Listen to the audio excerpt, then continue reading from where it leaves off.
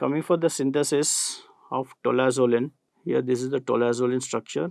It's very simple. First you are taking 2-phenyl acetonitrile. Second position, this is the nitrile group, C triple bond N.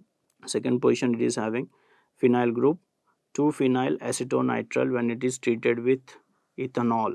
So the substitution of ethyl group, ethoxy group occurs on the carbon which is attached to the nitrogen. So the intermediate compound is ethyl 2-phenyl acetamidate. This is immediate moiety. When again it is treated with diamine group, ethyl diamine, we are getting the final structure tolazoline.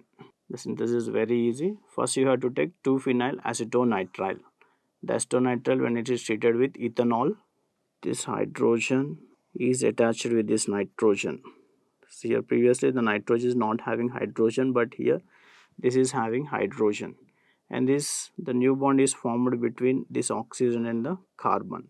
Here break of this triple bond is converting into a double bond. So the intermediate compound is ethyl 2-phenyl acetamidate. It is immediate moiety.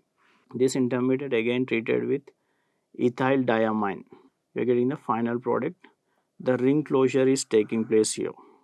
Previously you have seen here it is not having any ring here, but after treatment with ethyl diamine, the ring closure is taking place and you are getting tolazoline, final bond. So it is an imidazoline derivative. We are having the imidazole moiety here, hence we have called it as the imidazoline derivative, and it is non-selective alpha adrenergic blocker. This is a non-selective alpha adrenergic blocker, and it is reversibly blocking the alpha receptors. It is also used in the treatment of Raynaud's disease, cerebral vascular accidents. So this is mainly used in these two types of diseases.